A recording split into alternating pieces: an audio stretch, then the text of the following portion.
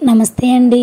Cosmos ప్లాంట్స్ని పెంచే విధానం, తీసుకోవాల్సిన జాగ్రత్తలు, దిగుబడి పెంచే చిట్కాలు, అలాగే ఈ పువ్వుల వల్ల కలిగే ఉపయోగాలను ఈ వీడియోలో చూద్దాం.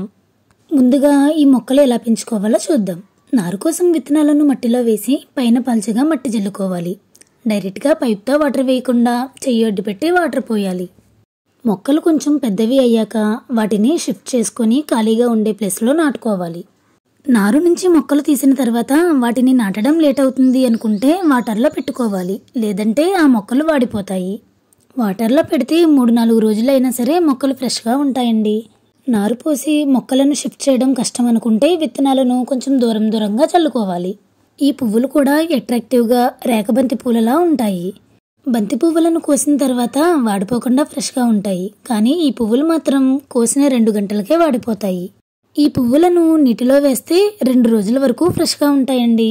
పండ్ల మొక్కలు, కూరగాయ మొక్కలు ఉన్న దగ్గర కాస్మోస్ మొక్కలను పెంచడం వల్ల వాటి దిగుబడి పెరుగుతుంది. ఎందుకంటే ఈ కాస్మోస్ పూలు తేనెటీగల్ని, సీతాకోక చిలుకల్ని, మిగతా పాలినేటర్స్ని కూడా అట్రాక్ట్ చేస్తాయి. పాలినేటర్స్నే కాకుండా చీడపురుగుల్ని కూడా అట్రాక్ట్ చేస్తాయి. పెస్ట్లు కూడా ఫస్ట్ ఈ మొక్కలనే అటాక్ చేస్తాయి. అందుకే చాలామంది రైతులు పొలాల గట్ల మీద బంతి మొక్కలు, కాస్మోస్ మొక్కలు వేస్తారు. మెయిన్ క్రాప్కి చీడపురుగులు త్వరగా అటాక్ చేయకుండా వచ్చిన చీడపురుగులు కాస్మోస్ బంతి మొక్కలను అటాక్ చేస్తాయి. కాస్మోస్ పువ్వులు ఎక్కువగా పూయాలంటే ఇప్పుడు నేను చెప్పే టిప్ని ఫాలో అవ్వండి. సీడ్స్ రాకపోయినా పర్లేదు, పువ్వులు ఎక్కువ రావాలి అనుకునేవారు రేఖలు రాలిపోయిన పువ్వులను కోసేయాలి. లేదంటే ఆ మొక్కకి ఉన్న ఎనర్జీని కొత్త పువ్వుల కోసం కాకుండా సీడ్స్ తయారు చేయడం కోసం ఆ మొక్కలు ఉపయోగిస్తాయి.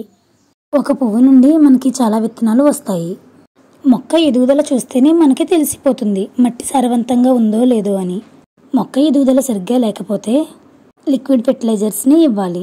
ఆనియన్ పీల్ ఫెర్టిలైజర్ కానీ, బనానా పీల్ ఫెర్టిలైజర్ని కానీ ఇవ్వచ్చు. లేదంటే కంపోస్ట్ ఇచ్చినా సరే మొక్క పుష్టిగా తయారయ్యి ఎక్కువ పూలు పోస్తాయి.